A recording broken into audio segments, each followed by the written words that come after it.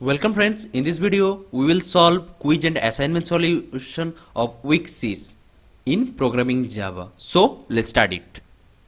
In quiz, first question, which of the following is a correct constructor for a thread object? Here it will be the thread runnable A and string str. So A answer will be correct. And then second question, whenever you will run this program, you will get this answer 1 and 3. So 2 answer will be A. And for 3, which of the following will contain the body of the thread? So it will be run. And 3A will be answer. And the fourth number question, it is said that thread equals to thread dot and current thread. So whenever you will run this program, you will get the output 1. For A, for 4 number question, answer will be C, 4C. And fifth question, which of these keywords is used to manually throw an exception? It will be throw. So number 6 number question, so which of the following can be used to create an instance of the thread? It will be the by implementing the runnable interface and also extending the thread class, and it will be, so 6 answer will be A and B. And 7th question, it will be the all answer will be true. So public int get id return also true, and this alive is alive also true, is interpret also true. So number 8 question, if you run this problem, so you will get the compile time error, so 8C.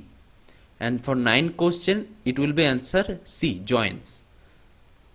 And for 10, which of the one of the this keyword must be used to handle the exception thrown by the trig block in some relational manner? So it answer will be catch. So now I will submit it. You can see here the assignment 6 we have done successfully. Now we will solve the programming question. So first question number 1. So if you do my channel, then subscribe, and if you like this and also helpful, so share with your friends, and you will get all the NPTEL solution in details here. So if you are new to my channel, then subscribe. So first question, so complete the code segment to print the following using the concept of extending the thread class in Java. So and write the appropriate code to extend the thread class to complete the class question 6.1. So question 6.1 is the file name, and this code is already given. Just write this code, and after writing I will show you with compile and run. You can see here it is passed. Now we will submit it. Now we will go to question number 2. In the second question, a thread class, so thread run, is created using the runnable interface, which print the thread using runnable interface, completes the main class to create a thread object, and this is the code already given and also here. So you just create the main class question 6 with the main method and appropriate statement, and just pause the video and write this code, and after writing I will show with compile and run, then submit it. After compile and running, you can see the test case 1 passed successfully. Now we will submit it, and then we will go to question number 3. In the third question, a part of Java program is given which can be completed in many ways. For example, using the concept of thread, etc. Follow the given code and complete the program so that your program prints the message NPTEL Java. Your program should be utilize the given interface. So this is very short program, and this 10th line already given, and also the below the code. And what you have to do, you have to create class by name myThread and extend it, and then define a method myThread into class, print the output. So just write this code here. So I just pause the video and write this code, and now I will show you with compile and running. After compiling and running, you can see here the status is passed. Expected output and our actual output is same. Now we will submit it.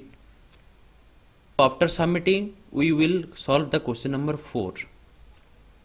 In this fourth number question, executing of two or more threads occur in the random order. The keywords synchronized in Java is used to control the execution of thread in a strict sequence. In the following, the program is expected to print the sum numbers. Do the necessary use of synchronized keyword so that the program prints the output in the following order.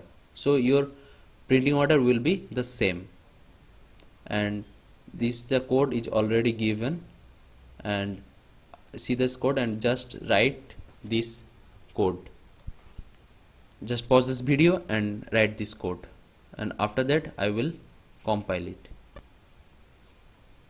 You can see here the expected output and actual output is the same, so only difference is the /n. So its status will be passed. Now I will submit it. After submitting, we will do the question number 5. So add necessary code to print the following. So output will be this way. So thread is running. So this code is given previously.